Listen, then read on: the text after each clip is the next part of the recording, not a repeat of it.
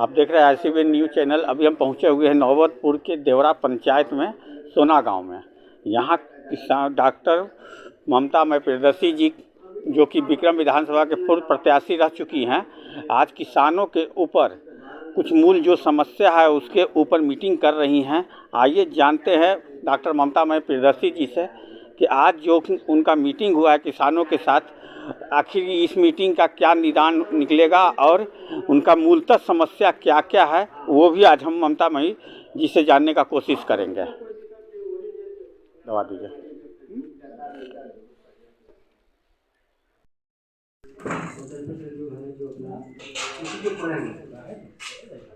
तो व्यवसायिक भी तो जाते होंगे ना सिर्फ, तो उनको फायदा होता है। क्या क्या चीज सब्जी में आप लोग उपजाते हैं? टमाटर, बैगन हुआ, सीजन के हिसाब से मूली का सीजन है, मूली हुआ, आलू का सीजन है, एक सीजन में कुछ न कुछ जाते रहते हैं। क्या नाम है आपका? रवीश कुमार। मीटिंग हुआ है मुखिया जी, उसका क्या उद्देश्य है मीटिंग का? मीटिंग का उद्देश्य है कि कुछ किसान का प्रॉब्लम, किसान की स्थिति, किसान का डेवलपमेंट, कैसे विकास हो, किस तरह से किसान अपने अधिक से अधिक पैदावार के लिए, अधिक से अधिक लाभांश के लिए खेती करे। तो आपके पंचायत में मूलतः क्या समस्या है किसानों की? किसान के पास तो समस्याएं बहुत हैं, लेकिन उस समस्या का निदान होना चाहिए।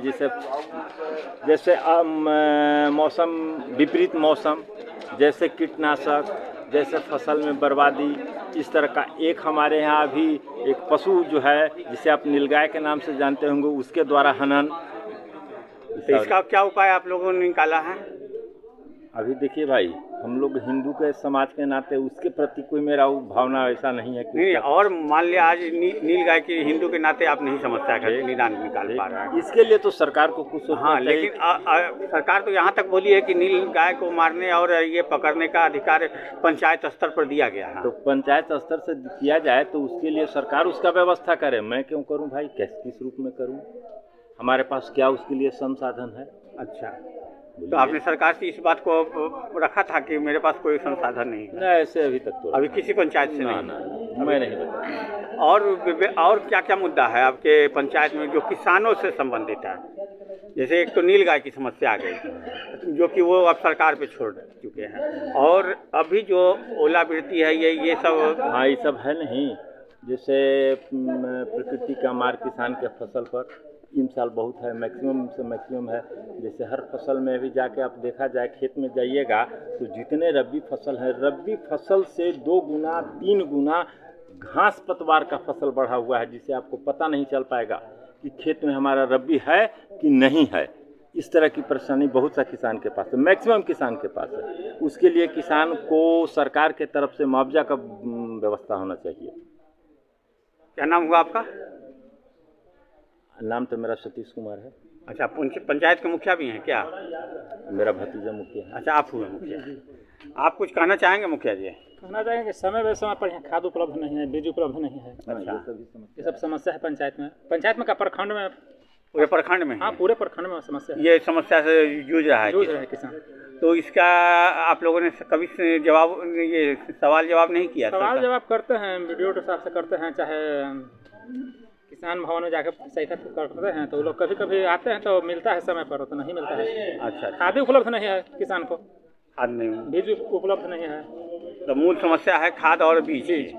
ठीक है। समय पर पानी भी माने यहाँ हम लोग बोरिंग के मार्फत है, नहर पर यहाँ कुछ नहीं है, पानी की व्यवस्था कुछ नहीं है। कुछ नहीं है, अपनी व्यवस्था से यहाँ हम लोग किसान माने। और सरकार, 1 मिनट कहो तुम, सरकार के द्वारा जो व्यवस्था है वो भी आफ्टर है, खेती के बाद है। अच्छा, मान लीजिए अभी कौन सा फसल चाहिए और फसल के लिए बीज जो चाहिए, हो सकता है कि फसल लगने का समय पार कर रहा हो, बीज बाद में आवे। ठीक है। क्या नाम हुआ मुखिया जी आपका? मेरा नाम है दीपक कुमार चुनचुन जी। चुनचुन जी, आप भी पंचायत के मुखिया हैं? जी। ठीक है। इनका क्या उद्देश्य रहा मैम? उद्देश्य है? धन्यवाद सिद्धार्थ जी जो आप यहाँ आए।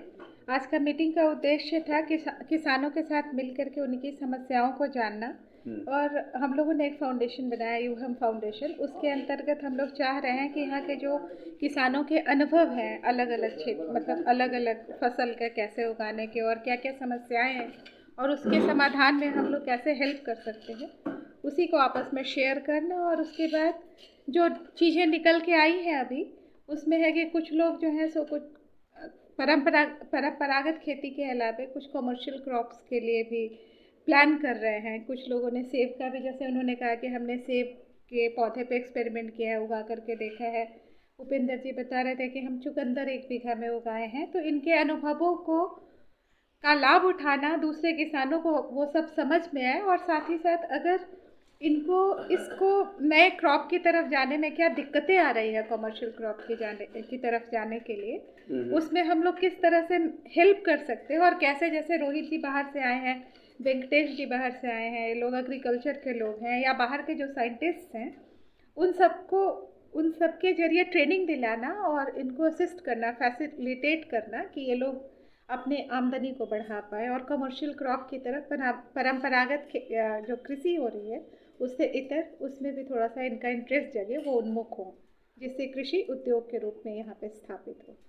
ये किसानों का मूलतः और बहुत सारी समस्याएं हैं मैम, तो उससे आप लोग किस तरह से उनका मदद कीजिएगा? किसानों का बहुत सारा बिल्कुल बिल्कुल, जब हम कहीं पे भी शुरुआत करते हैं और बात करते हैं, या कहीं पे भी आप किसानों की बात करिए, तो सबसे पहले इनकी समस्याएं, परंपरागत जो खेती हो रही है वहाँ पे समय पे समुचित जो कृषि हो रही है उसका मूल्य नहीं मिलना, समय पे ओलावृष्टि में भी किसानों का बहुत क्षति हुआ, तो उस पे आप लोगों ने क्या अभी तक निर्णय लिया? देखिए, हम लोग, वो तो एक अलग सब्जेक्ट है कि जो इनकी समस्याएं हैं, जैसे ओलावृष्टि के लिए इनको मुआवजा मिलना चाहिए, समुचित मुआवजा मिलना चाहिए। यहाँ पे लोगों को कुछ कम के लिए बात हुई थी, बाहर किसी मतलब विक्रम से इधर लोगों को ज़्यादा हो रहा है, ये थोड़ा सा उपेक्षा हो रही है, इस पर तो बात हुई है। और हम लोगों ने जो यहाँ के मंत्री हैं उनको चिट्ठियाँ भी लिखी हैं।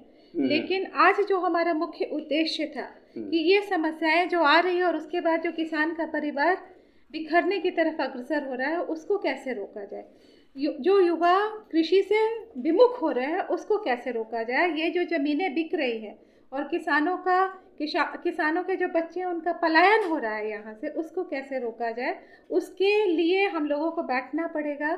और थोड़ी सी अपनी जो कृषि की जो टेक्निक है और जो फसल जो हम ले रहे हैं, परंपरागत जो भी खेती हम कर रहे हैं, उसके अलावे हम लोग कृषि को थोड़ा उद्योग की तरह देखें, कमर्शियल क्रॉप्स की तरफ जाए, उस वैसी फसल उगाएं, या वैसे जैसे सब्जियां उगाएं, या वैसे क्रॉप्स उगाएं जिसकी बाज़ार में डिमांड हो, जिससे ये बाज़ार नहीं, यहाँ पे मैन्युफैक्चरिंग यूनिट लोग आ करके देखें और लोग लगाएं। यही उद्देश्य अभी खासकर किसानों के प्रति, खेती के प्रति कह लीजिए, या किसानों के प्रति युवाओं का रुझान कम होता जा रहा है, पूरे बिहार में ही बात। बिल्कुल। लेकिन उसका अभी तक कोई विकल्प नहीं निकल पाया है। उसका समस्या कि युवाओं से पूछा जाता है तो किसान खेती में कोई स्कोप नज़र नहीं आ रहा है। तो ये सब चीज़ों से आप लोग किस तरह से आप युवाओं को पलायन से रोकेंगे? अगर आपके पंचायत में, आपके क्षेत्र में अगर ऐसा हो रहा है, अभी भी आप ही क्षेत्र से बहुत सारे युवाओं बाहर जाके जॉब कर रहे हैं। बिल्कुल आप सही कह रहे हैं। ये सबसे बड़ी समस्या है। इसको रोकने के लिए तो हम लोग यही चाह रहे हैं कि जो हम लोगों के जो अनुभव है, मार्केटिंग के, जो एग्रीकल्चर साइंटिस्ट के जो अनुभव हैं, और जहाँ जहाँ पे किसानों को हम उनकी आमदनी को बढ़ाई जा सके, उस तरह के फसल पे कॉन्सेंट्रेट करें, जो इनके मार्केटिंग का, जैसे इन लोगों को नॉलेज है, उसका उपयोग किया जा सके। तो किसानों का, क्योंकि इन लोगों को रोज़गार चाहिए, जो नए बच्चे हैं उनको किसानी में जो लागत है और जो आ रहा है उसमें डिफरेंस बहुत ज़्यादा नहीं है। इनको समझ आ रहा है कि इसमें जब कुछ मुझे मिल नहीं रहा, इससे अच्छा है कि मैं बाहर जा कर के काम कर लूँ। जैसे अभी इन्होंने एक एग्जाम्पल दिया था कि बेटे की शादी नहीं हो रही थी, उनको बोलना पड़ा, उनको बाहर भेजना पड़ा, और उन्होंने कहा कि मैं मेडिकल रिप्रेजेंटेटिव हूँ, तुरंत शादी हो गई। तो ये बाहर ऐसी स्थिति नहीं है, ये बिहार में स्थिति है। बाहर जाके देखिए, फार्म हाउस होना गौरव की बात होती है। हमारे यहाँ कोई भी कुछ भी दिक्कत हुई, हमने खेत बेच दिया, हमारा इमीडिएटली शॉर्ट टर्म के लिए तो सोल्यूशन मिल गया।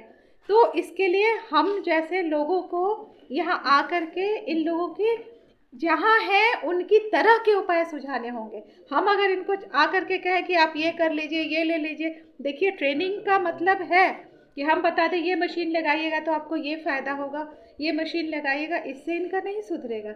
ये यहाँ पे क्या कर रहे हैं उसमें हम लोग असिस्ट करके क्या कमर्शियल क्रॉप, इनकी मिट्टी, इनकी जलवायु, इनके मेंटालिटी जैसा ये चाहते हैं कम लागत पे अगर ये उपजाएं और उसका एक पायलट प्रोजेक्ट की तरह दिखाया जाए कि उसका ये मार्केट है। आप लोग देखिए, मार्केट समझिए, ज़्यादा नहीं, पाँच लोग भी अगर ऐसे करने लगे हर गांव में और वो रेप्लिकेट होने लगे आगे, तो तभी पलायन रुकेगा। और अगर हम सरकार भरोसे बैठे रहे और मौसम और प्रकृति या अपनी जो पुरानी जो अनुभव है उसी के भरोसे बैठे रहे, तो फिर किसान जो है यहाँ का जो हमारा ज़मीन है वो हम बाहर के लोगों को सौंपेंगे और हमारा किसान वहाँ पे बाहर जाकर के मजदूर बन रहा है, बच्चों को मजदूर बना रहा है। वो स्थिति जो आने वाली हमें दिख रही है, भगवान न करे वैसी स्थिति है। अंत में एक सवाल और पूछना चाहेंगे कि अभी बहुत सारे लोगों से मैंने बात किया हुई, उनका एक और बहुत विकट समस्या है कि समय पर अनुदान नहीं मिलता, या बीज का समस्या हो, डीजल की समस्या हो, या फिर नहर में के द्वारा को दिक्कत हो रहा है। यहाँ अभी भी इस क्षेत्र के लोग जो है पंपिंग सेट से ही निर्भर हैं। तो इस सब चीज़ से कैसे आप निजात पाइएगा?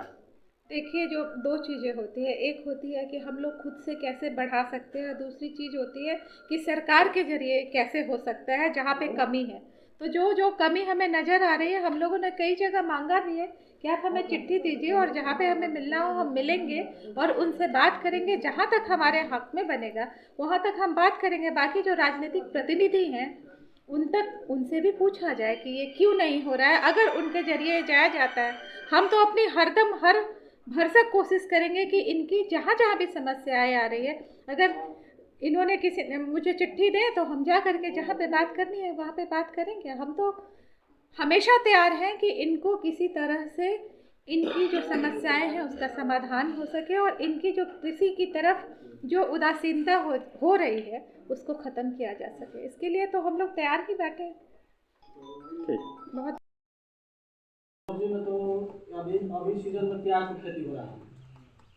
हम अभी 1 बीघा चुकंदर लगाए हुए हैं, लेकिन मार्केटिंग हम लोग का सही नहीं है। धान उपज गया तो पैसा चालू हुआ तो कुछ किसान को राहत मिला है, नहीं तो हम लोग के बाल बच्चा के धान है कुछ भी बहुत हिसाब कर लिया होगा। उसी तरह से उपजा तो देते हैं लेकिन मार्केटिंग हम लोग का नहीं है। प्याज उठेगा तो हम लोग को बिकेगा 8 रुपये 7 रुपये। अभी हम लोग के पास नहीं है तो बिकता है 25 रुपये 20 रुपये किलो। मेरा नाम रोहित हुआ। क्या करते हैं भैया आप? मैं एग्रीकल्चर से ही जुड़ा हूँ। मैंने एग्रीकल्चर से ही मास्टर डिग्री किया है और अभी व्यवसाय से जुड़ा हूँ। कुछ प्रोडक्ट्स हैं, उसी का हम लोग मार्केटिंग और पूरा अपना सेल्स का देखते हैं। अभी एग्रीकल्चर से आप जुड़े हुए हैं, तो एग्रीकल्चर में ऐसा नहीं लग रहा है कि इस क्षेत्र में बहुत सारे चीज वंचित हैं अभी भी जागरूकता? हाँ, बिल्कुल बिल्कुल। अभी जैसा कि मैम ने बताया कि जैसे आपने भी अभी पूछा था, ऑर्गेनिक खेती वगैरह के लोग अभी भी वंचित हैं इस चीज़ से। बिल्कुल बिल्कुल। इस चीज़ को आप किस तरह से आप यहाँ के लोगों को जागरूक करेंगे? जैसे लोगों को अभी जानकारी का अभाव है, जैसे लोगों को समुचित जानकारी नहीं है कि ऑर्गेनिक होता क्या है, किस तरीके से अगर हम ऑर्गेनिक का काम करेंगे तो उसका हमको बेनिफिट मार्केट में मिल पाएगा। तो उसी सिलसिले में आज एक सफल मीटिंग्स हुई है और बहुत जल्दी इस पे हम लोग काम भी करेंगे। और जैसे अभी इसी मीटिंग के माध्यम से पता चला कि एक चुकंदर वाले वो थे कि चुकंदर का उत्पादन करते हैं, अभी वो 10 किलो से अपना बेनिफिट 1 बीघे का जोड़ रहे थे, तो 1,40,000 का 10 रुपये किलो के हिसाब से तो आ रहा था। अब बहुत नए लोगों को भी एक नई जानकारी मिली। इसी मीटिंग से बहुत लोग कहे कि ये बिल्कुल अच्छी पहल है, उसका चिप्स भी बनाया जा सकता है, उसका जूस का बहुत ज़्यादा डिमांड है। तो इस तरीके का कुछ पहल हो ताकि उनको भी आगे फ़ायदा हो। 10 क्या, हम लोग चाहेंगे कि उनका 20 रुपये किलो बिके मार्केट में। तो चूँकि एक जगह इकट्ठा बैठने से एक तो समुचित जानकारी मिलती है और लोगों को पता चल पाता है कि हम जो कर रहे हैं वो उसका मार्केट से हमको कितना ज़्यादा बेनिफिट मिल सकता है। तो ये चीज़ है।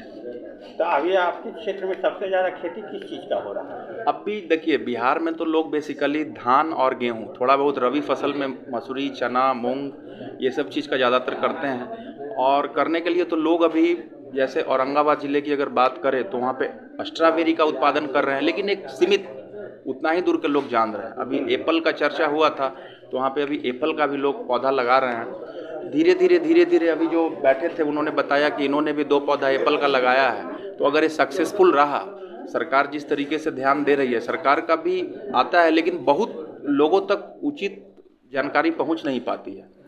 तो एक जगह बैठने से कुछ कैश क्रॉप्स और शॉर्ट टर्म में जो क्रॉप्स उग जाते हैं जिसका कुछ उचित वैल्यू मिल पाए तो उस वैसे फसल पे फोकस किया जाएगा और लोगों को उचित सलाह दी जाएगी और हम लोगों से जितना भी हो पाएगा एक किसान के लिए अपना सहयोग देने का कार्य करेंगे। आप देख रहे हैं ICV न्यूज़ चैनल। अभी हम पहुंचे हुए हैं नौबतपुर के देवरा पंचायत में सोना गांव में। यहाँ किसान डॉक्टर ममता मय प्रियदर्शी जी जो कि विक्रम विधानसभा के पूर्व प्रत्याशी रह चुकी हैं, आज किसानों के ऊपर कुछ मूल जो समस्या है उसके ऊपर मीटिंग कर रही हैं। आइए जानते हैं डॉक्टर ममता मय प्रियदर्शी जी से कि आज जो उनका मीटिंग हुआ है किसानों के साथ, आखिर इस मीटिंग का क्या निदान निकलेगा और उनका मूलतः समस्या क्या क्या है, वो भी आज हम ममता मई जी से जानने का कोशिश करेंगे। दबा दीजिए।